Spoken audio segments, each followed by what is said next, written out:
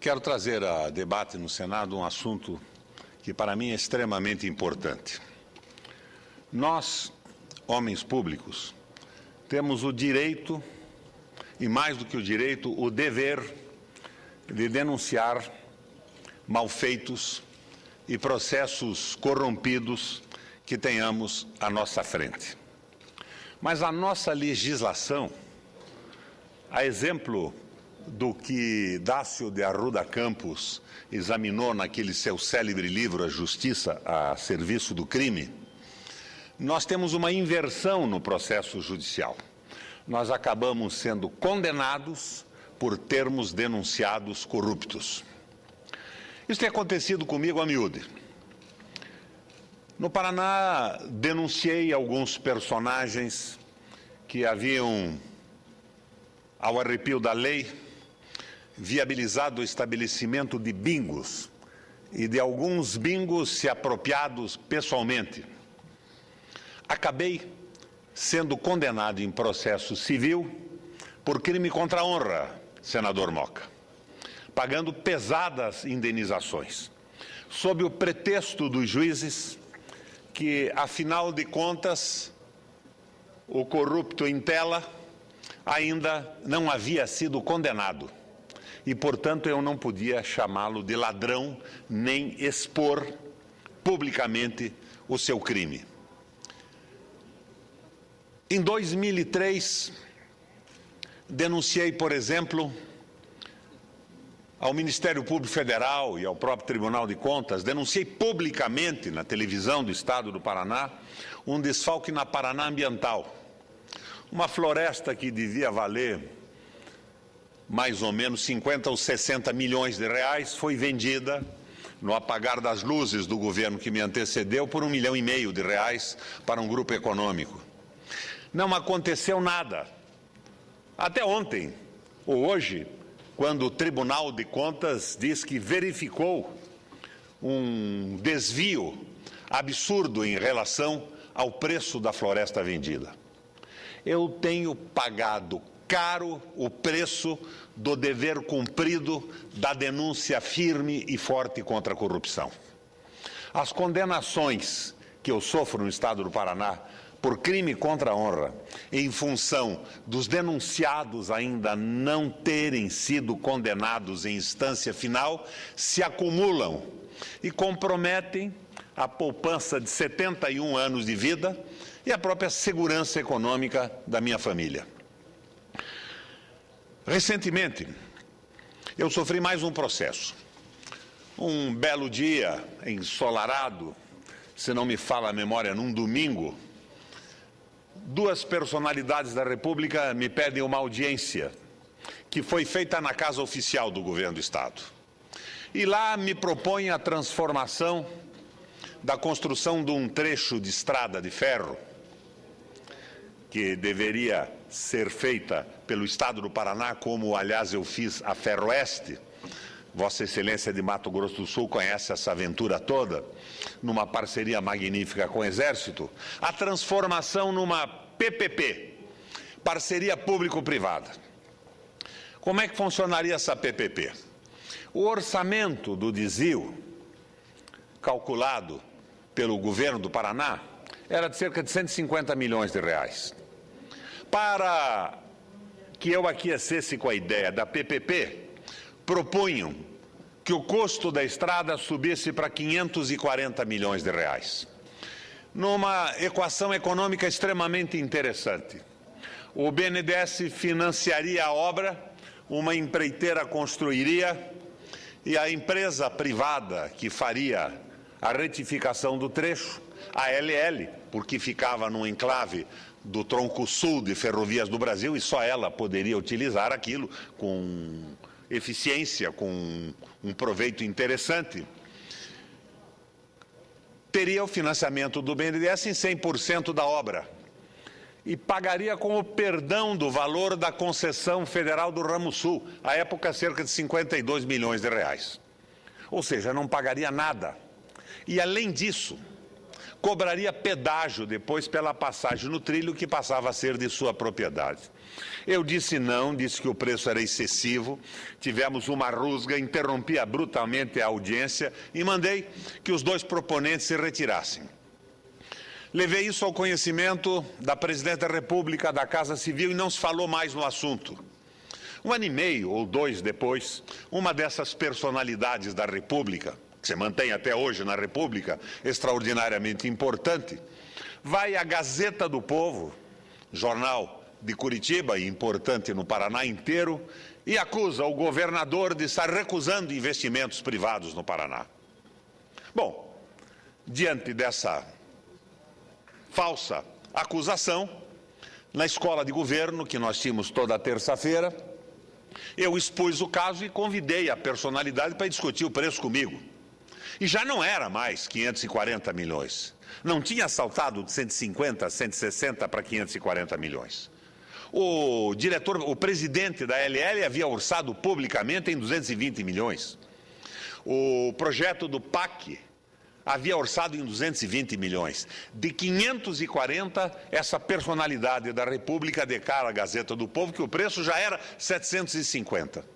Eu o convidei para um debate diante da televisão na Escola de Governo do Paraná, que se realizava todas as quintas-feiras, televisada, exposta para o Paraná e para o Brasil, através da Sky e das antenas parabólicas em todo o país. Eu não tive resposta, mas a resposta veio com um processo civil e criminal de crime contra a honra. Acho que provei a exaustão, o acréscimo absurdo de preço. Mas o que me traz a essa tribuna agora, senador Moca, não é isso. Eu tenho aqui em mãos um trabalho de advogados que me defenderam.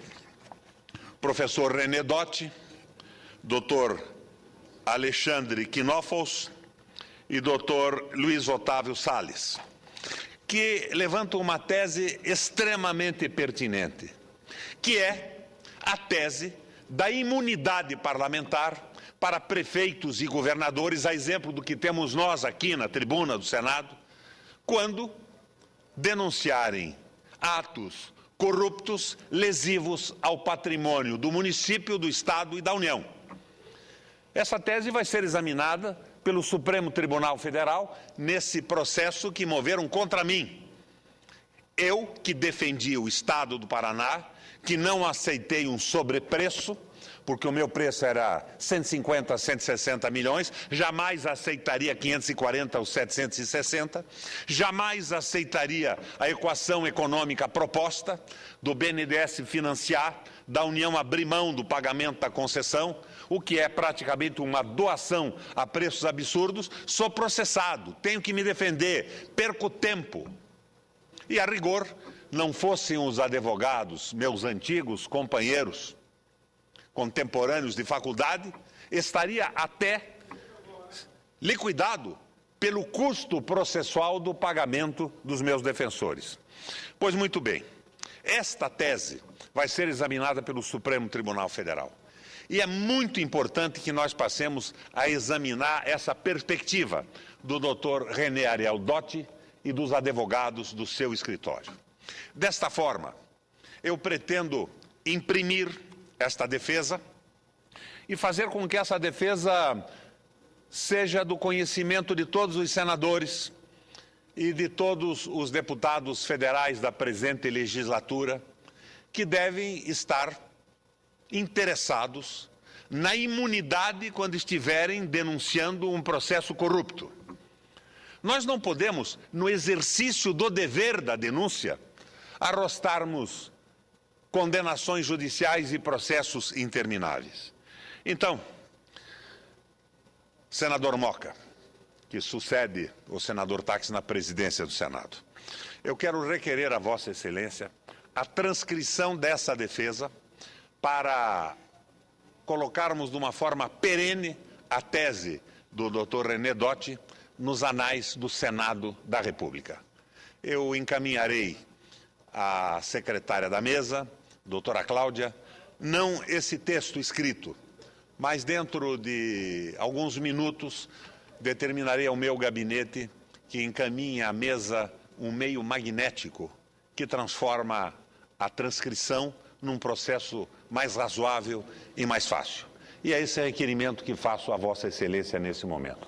Agora, mudando completamente de assunto. Eu estive reunido com alguns economistas no Rio de Janeiro esse fim de semana. Amigos que há muito tempo me dão assessoria e me ajudam a pensar o Brasil. E me preocupou de forma extrema dois dados, senador Walter Pinheiro. Os créditos especiais do país.